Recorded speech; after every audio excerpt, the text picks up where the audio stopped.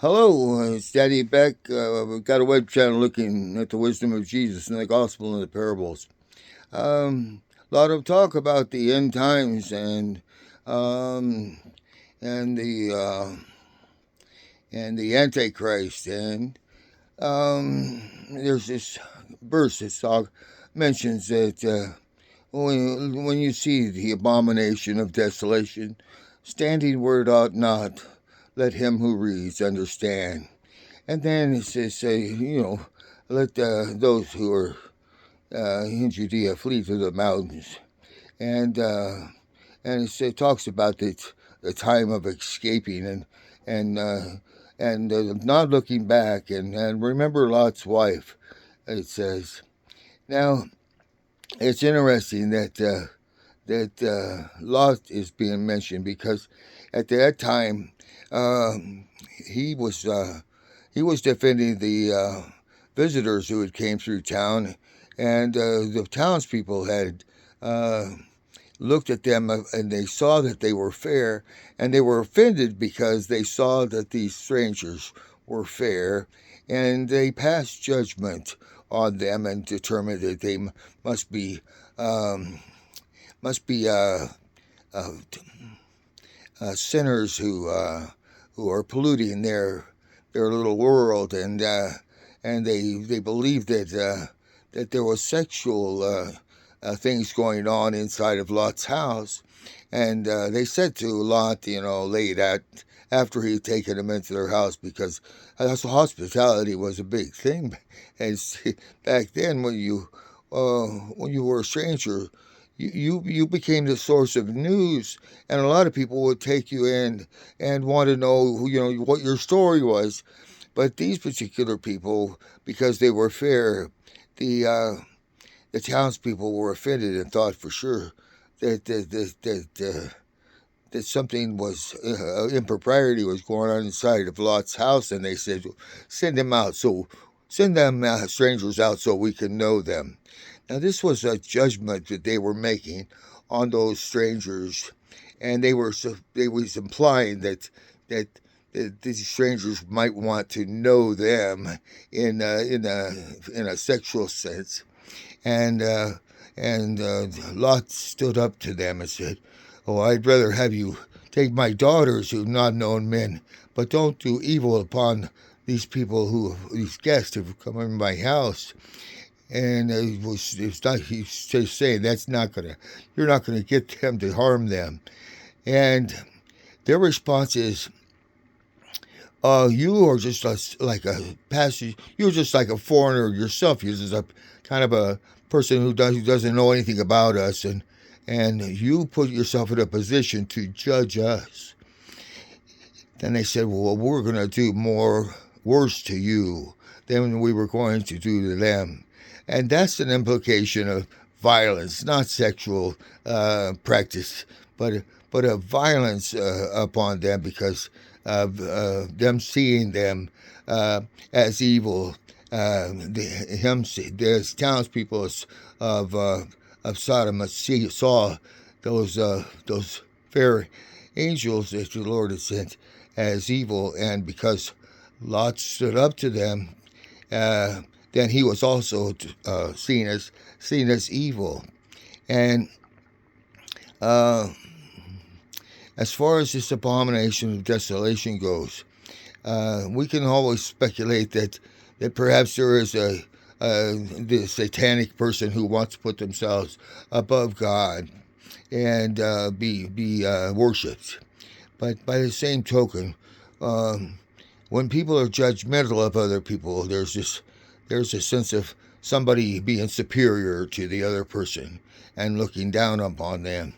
Now, when they saw that Lot was turning the tables on them and said, you know, don't do this evil upon these men, he was calling them evil according to their standards, and he was standing up to their being judgmental and turning the tables on them as far as uh, who was the source of uh, of wicked perception.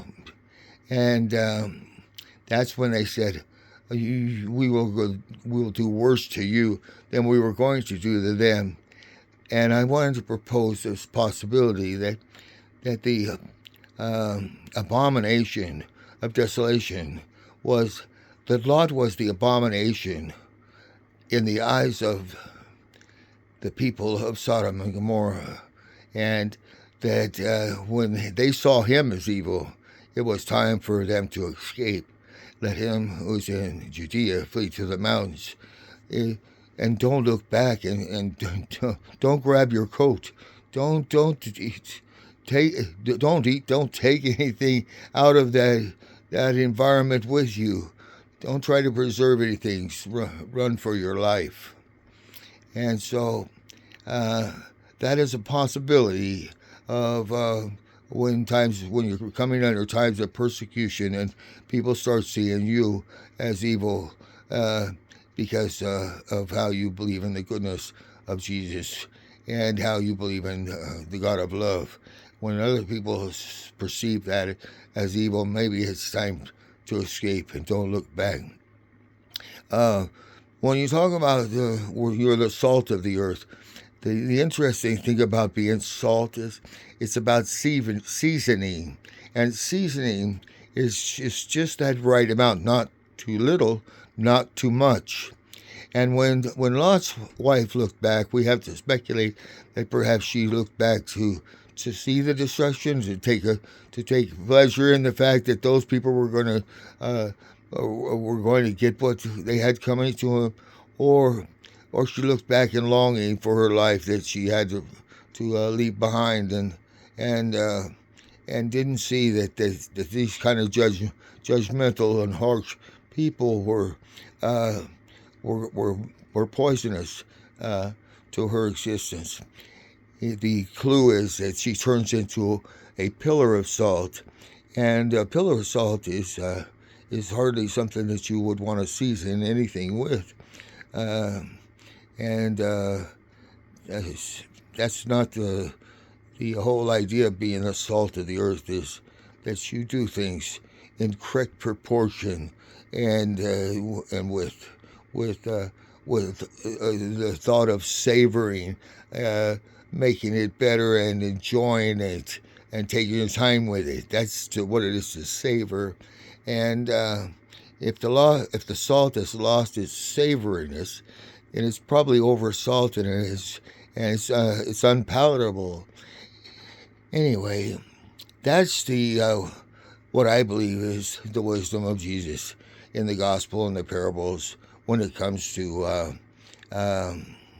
those last days where perhaps we are being accused as Christians of being an abomination, and it's time for us to escape from those kinds of situations. And I hope this has offered some insight into that particular passages regarding the abomination of desolation. There's been several characters in history who have qualified for the Antichrist. I would say maybe Nero and maybe Hitler and maybe some of these various ruthless characters, and any one of those might have been considered someone that wanted to be worshipped as a god, and that they try to establish themselves in the whole, in a place of holiness. But same is true on an individual basis. On an individual basis, sometimes people are judgmental of a good person, and they're playing God themselves, and they're trying to find fault with a good person. And Jesus said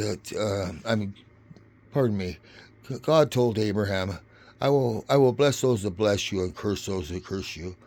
And when we speak about a loving God, does a loving God curse? And the answer is elusive, because God is a God of love. But here's how that riddle makes sense: is that if you're like Abraham, you're a good, hospitable person, and you're even determined to take a 10% of whatever you do in life and give it to the needy, or give it to God. 10%. That was what Abraham was doing, and if anybody could not see how good Abraham was in meeting him and getting to know him, then I would say they were cursed already. And that's the bizarre take on this.